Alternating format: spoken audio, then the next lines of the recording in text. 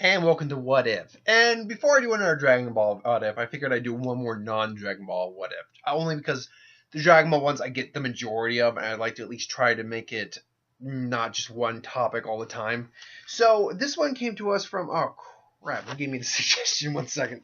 Where are you? Where are you? This suggestion came from James Reamer. James Reamer asked the question, and I'm going to do different versions of this one, obviously. What if Ash Ketchum came from a different region? Obviously, we know Ash is from Kanto, and the whole Journey original season takes place in Kanto. But what if he came from Johto, or Hoenn, or Sinnoh, Unova, Kalos, Alola? Basically, asking that question: what would Ash have been like? And so that's what we're going to do. We're going to just go region by region and chronological order from when they show up. So starting with Johto. Now, right off the bat, there's no Gary now, because Gary is Oak's grandson.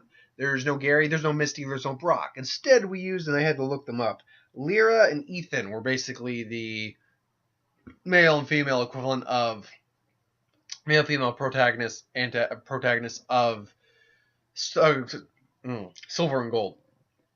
So those would basically be his neighbors at that point. So they'd be the ones that are vying for the Pokemon. Now, when doing this, first off, this is not going to go. I'm not going through the whole region today. This is going to be put into parts. When doing this, I had to figure out: am I going to be using Team Rocket in some of these? Am I not? And I figured basically for the regions that they showed up with in the game, Team Rocket will be involved. Otherwise, they will not be. Also, I'm combining game elements with the TV show elements. Like, when we get to a little bit, like, he's going to run into Cassie in the Johto, where that girl who loves, let's all go out like the bus, anyway, yeah, so he'll run into her. But the question becomes, what's his starter? How does things progress? So we're basically going to end with the second gym. We're going to end Ash there and what happens there. So our story starts, and Ash is Ash. He's, nothing about Ash is different. Let's be clear about that. His personality is still the same, all that. However, he is immediately he immediately has a different surrounding, knows a bit of a different layout. I at least imagine his mother breeds him a little better on this, particularly because he's still going to be venturing on his own. But it's still Ash. He still misses the initial time to get his Pokemon. Luckily, we don't know of any other trainers in the Johto region or anything like that who basically, now it's implied that maybe I think Cassie got her Chikorita from Professor Elm, but I'm not. We're going to assume he did. She didn't in this case. Sorry, Family Guy episode. Anywho, so Ash still makes it late. However, I'm led to believe that there's only 3 individuals there. So Ash is late, but he's not that late. So in this case, sorry, Moonbeef. Sorry, they're on the account of the moon. Anyway, so Ash is still late, but there's still 1 Pokemon left. And really, this was one of the things. When choosing a starter, and it's not always going to be, Ash is probably going to always be late in these cases, but there's not always going to be 3 individuals there. So there's going to be a chance to have a pick of 2 Pokemon occasionally. But Ash's initial choice was Squirtle, and then it was Bulbasaur, and then it was Charmander. Now, I look back and think, Ash was kind of clueless in Season 1 a little bit, and kind of going off dumb luck and not just pure skill. Even though he did actually have a couple of really good battles in Season 1. A lot of that, let's be clear, was skill when it came to the gym battles. But when I look at the choices he made, Squirtle was his first choice. Squirtle would have been great against Brock, wouldn't have done great against Misty or Surge or Selena, but I'm guessing, did he go from aesthetics, or did he go with his idea of how it would help in his first battle, or what exactly was his determination in choosing that? If I had to guess, he must have gone with a little bit of type advantage and a lot of aesthetic and thinking it was a cool Pokemon. And the same with Bulbasaur, because Bulbasaur is actually the best one for Kanto to start out with, because you can pretty much just sweep through Brock and Misty. Surge is a little more difficult, but you can still actually have a relatively easy time with Surge. Oh, not relatively easy, but a solid time with Surge. I can't remember if it's Sabrina um, or the Celadon gym after that, but something along the basically very a little difficulty, but still, Bulbasaur is actually the easier one of the two to choose, three for that. But he chose that one second. Charmander is actually the worst one to start with for the first couple of gyms. So I have to imagine that there was a little bit of strategy, but it was mostly more of an aesthetic appeal. So I imagine Ash comes up, and his initial choice probably would have been, knowing the type, probably would have been Cyndaquil, just because Cyndaquil turns into Typhlosion, which he probably thinks is a cool Pokemon, and it would have been very helpful for the first two gyms, particularly the second gym. But Fire does have at least a little advantage over Flying. Not much, but it does have a somewhat advantage. It does get at least a little bit of hits in. But no, Ethan would have chosen the Cyndaquil. Luckily, though, his second choice I actually imagine, because he seems to go more for aesthetic and type advantage than anything else against the gyms, than to over type advantage. And Totodile's the next one up that actually does have the second best chance of any of the starters. So actually, theoretically speaking, I think Totodile might have been his first choice anyway. But either way, Totodile is actually the one he ends up with. So yeah, I do believe Totodile is the one he ends up choosing, and that's where he goes. Now he'll catch a Sentret right off the bat, I think, in Route 1. I think that's definitely going to be the first fight he has, or first Pokemon he catches in Route 1, basically. And along the way, before he gets to Cherry Grove City, what's it called? He meets Cassie, and they have a fight. Now, Cassie at this point had a Rattata, a Pidgey, and a Sentry. And while I think Ash has probably had a couple battles at this point, Totodile is still the strongest. He would start probably more, though, with Sentry, just to give Sentry a bit more battle experience. Sentry would probably be able to handle Rattata without too much problem, particularly because it was a recently caught Pokemon, and Ash had probably had Sentret for at least a little while at that point. Then Pidgey comes, and Pidgey basically, Sentret probably gets a couple hits in on the Pidgey, but Pidgey still ends up beating Sentry.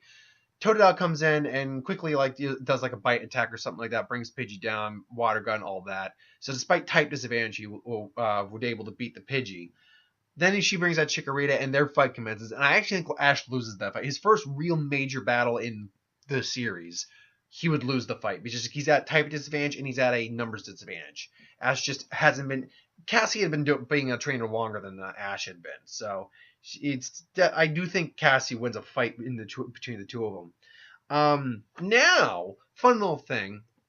Before he gets, and I imagine he gets to Cherry Grove City, but I think what I personally believe would happen is Ash still gets his shiny Noctowl. However, his shiny Noctowl at this point, because remember, that didn't happen until, when did he get the shiny Noctowl? It was after, I want to say it was after Goldenrod when he got his third gym badge, but it was definitely before the fourth gym. So it was a while in that he got the shiny Noctowl. However, sorry, it's Deadpool 2 trailer. I not even listen. I got the mute on, but I gotta watch because Peter showed up more, and he was rubbing like zinc on his face. The shiny Noctowl had to evolve from a shiny Hoot, so screw it. Why not cut out the mailman? Let's say he catches a shiny Hoo. I'm totally okay with that. There, anyone who wants to argue is like, why are you doing that? Why don't you just make it? Like, why not? Yeah, why not? Come on, man. So Ash catches a shiny Hoot. Basically goes, now, I think he gets the Ed to Togepi egg? No. This is one of those things out of the game that I'm not taking into account. Like, remember, I'm combining elements from the series and the game. But he does train Sprout Tower for a little while. So Totodile maybe learns Ice Fang. Let's say he learns it a little earlier than before he evolves. Hoodoo gets a good experience. Sentry gets some experience. And then he fights Faulkner for the first time. Now, Faulkner, I'm not giving him his anime team because his anime team was different than his game team, and it had a Pidgeot on there, and that would just wreck any new trainer. So that is not cool. But against basically in-game Faulkner, he would still be at a disadvantage, but he at least would have a more balanced team. He'd have a water type, he'd have a normal type, he'd have a normal flying type that could even learn a psychic attack. Hoodoo, I think, would be his real ace in the hole in that fight. Unfortunately, I do think he still loses the fight, just because Faulkner has more experience with flying types, and Totodile, arguably his strongest, wouldn't be great against a flying type. So he continues to train for a little bit. Totodile does end up evolving into Crocodile during their rematch and learning Ice Fang, and then delivering our crunch onto Pidgeotto and eventually taking the fight. So,